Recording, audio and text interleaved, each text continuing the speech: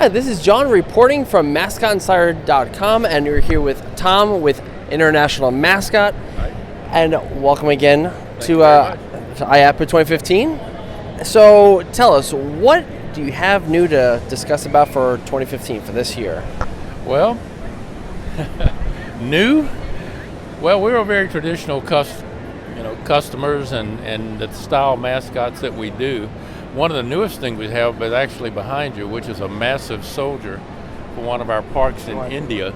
It's probably one of the larger costumes we've ever done, and we wanted to bring it down here and show it off because it's pretty impressive when you walk up to it. It is. And of course we bring our traditional characters like our Patches and Buttons costume, and we're debuting the new Tawny the Tiger costumes this year. Mm-hmm. But we really like the way we do costumes. We're kind of state-of-the-art costume company, so as far as doing anything new, it's hard to do when you're the leader. It is. So can you tell us a little about your company, how long it's been in business Sure. and whatnot? Yeah, International Mascot was formed about 31 years ago by Joel Levier. Our home office is in Edmonton, Alberta, Canada. We have an office in Atlanta, Georgia. And he started as kind of an event planning company, built his own costumes, and people liked them. So he started getting orders, and now it's built into a costume to where we build probably 700 to 800 costumes a year. Mm-hmm. Now we do that. We have a lot of corporate characters we're actually working on, talking about new stuff. The Angry Birds movie that's coming out this fall, we're doing all the costumes to promote it. We're doing, absolutely, we're doing the new birds. We just finished, I think, 126 new Jeffrey costumes, and we're still doing our one-off custom costumes. We just delivered a new Harry dog to the University of Georgia. We just delivered 8 new Gators to the University of Florida, which I get a lot of conflict with my friends that I've done both, but Harry's my oldest character, but we've been building those costumes, like I said, about 35 years. And I think it's important to maintain the integrity of a character. And that's what I do. As a creative director, you want to make sure that it's a consistent presentation of your image. Yeah. And we've been able to do that with International Mascot. I think we're very, very good at capturing people's existing characters or creating new characters. Now, I know you told us kind of off air that you've made several hundred different types of mascots and whatnot. What, in your viewpoint, what makes your mascots different from a lot of the others that you see out there on the market today? Absolute personality. It's one word. It's the one thing that I try to do. One of the first things I do on a sketch is the eyes. Now that's just my personal approach, but most of the personalities in the eyes. And then you want a great concept. What I do when I have a new client is I break their industry down. Like if it's the collegiate football character we did, I write down everything I can think of about football, every term, every phrase, everything I've heard people say, and I cross-reference things, and I try to build a unique concept for a character. Unique in that I've told people for years, I won't take a tiger costume, stick your shirt on it, and that becomes your logo. We don't have tigers sitting on a shelf. I try to learn something about every individual client, whether it's a small amusement park, a bounce-a-rama, or Sony even. We try to make you have a proprietary character to your business. And I think that's learning your business. My background's advertising. Yeah. I was a creative director, art director. So I understand marketing, I understand strategic thinking, and that's what we try to bring to the character business. And we do that. We work very, very closely with our clients. I get a lot of input from them. A lot of times I'll say, do not change your character, evolve your character. If you've got equity in a character, and a look and a design, that's basically what we did with Florida. They had a great mascot. We just made it better. But we didn't completely change. Exactly. And I think you have to be able to identify that. And I think that's our strength, is we capture the personality, we build personality into them. I constantly tell clients it's a three-legged stool.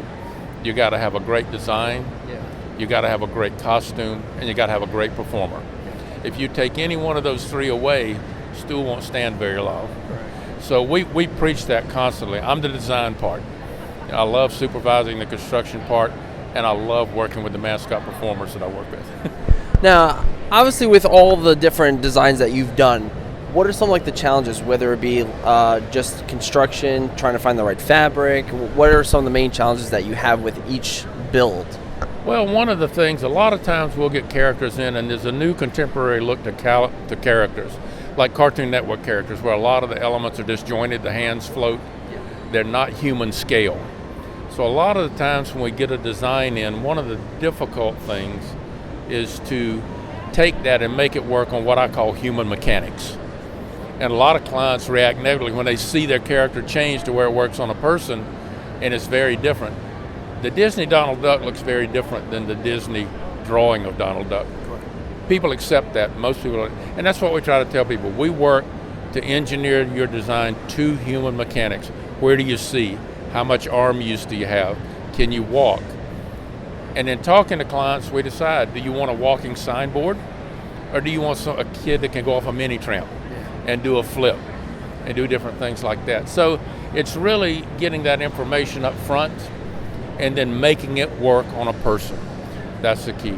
And I think also the challenge is obviously taking a 2D drawing and turning it into something that has 3 dimensions to it. So you almost have to kind of walk that fine line as well. Yeah, it's just like, I guess it's my art director background, but once I do that, I work very closely with my builders.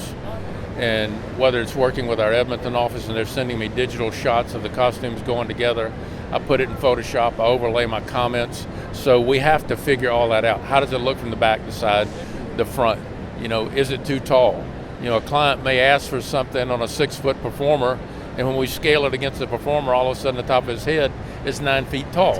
And you don't want that. No. You know, so we have to adjust things like that along the way, but we keep the client in the loop. We make adjustments along the way. But really, I think that's the fun part, is seeing your one-dimensional drawing turned into a 3D costume. Absolutely. You know, that's the joy of it. Now, with you've been in the business for over 30 years, out of all the mascots you've done, I know this is going to be really hard. It's like picking your favorite child. Which is one of your mascots that really sticks out for you that you really like had a lot of fun working on and just so proud of? Well, there's no disputing it's Harry Dog at the University of Georgia. And like I said, he's my oldest character. He's the cornerstone of me being in this business. He's the reason I was. And one of the real things that I enjoyed when I created him was watching people's acceptance of that character. When he came out, the Georgia fans fell in love with it. They embraced it. And he's been out there long enough. It's interesting that he had fans when he came out. They grew up, left Georgia. They had kids. They became Harry Dog fans. I think I'm up to 4 generations of Harry Dog fans now, and that's pretty rewarding. That is. That's pretty cool, you know. And every time to watch kids react to that character, even adults, older men, women that are Georgia fans, if they see Harry Dog, they scream out his name. That's what you want. That's what you want with the characters, to have your base, whatever it is, accept that character, embrace that character. It's not somebody in a costume. No. It's Harry Dog. Yeah. And I think it's like the mascots just invoke so many memories. Like it's like music. As soon as you see it, it just takes you right back to the very first time you saw them. Now, you said you have several locations, obviously in Edmonton, Atlanta. Right. How has your company grown since the very beginning to now, like employee-wise, facility-wise? We've probably got about 50 employees in both offices right now, but we're a very efficient company. We do all of the cows for the Chick-fil-A restaurants. Mm-hmm. We've done about 4,600 of those cows. Wow. So it's one of those things that we've got very good people who know how to set up systems, who know how to do production lines. We do all the A&W root beers. I mentioned all the Sonic drive-in characters. We do a lot of work with Sony, you know, and those things. So you've got to be efficient. You got to be efficient how you use your people. And would I like to have a lot more people? Sure. I'd like to have a lot more sculptors and everything to do a lot more prototypes. But we're very, very busy. We've been very, very successful this past year, and I don't see that anything's going to affect it. It's going to continue. Excellent. So. That's excellent news. So right on to 2016, everything's just going to be... We're looking forward to it. We've already got a lot of exciting projects. We've talked to some very interesting people here at the show.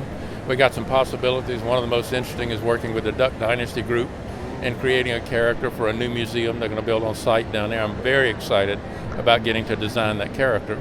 So. Well, I'll definitely be here for 2016 for that. That'd be exciting. It'd be a fun one. Well, thank you so much, Tom, for taking the time out, for talking to us here at Mascot Insider.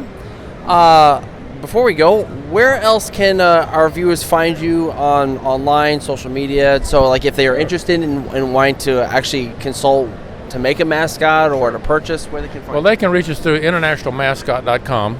Okay. Is our company website, and that should get them directly to me. Perfect. Okay? All right. Sure. Well, thank you once again, and on behalf of MascotInsider.com, don't forget to check out some more coverage of IAAPA 2015 on the brand new MascotInsider.com.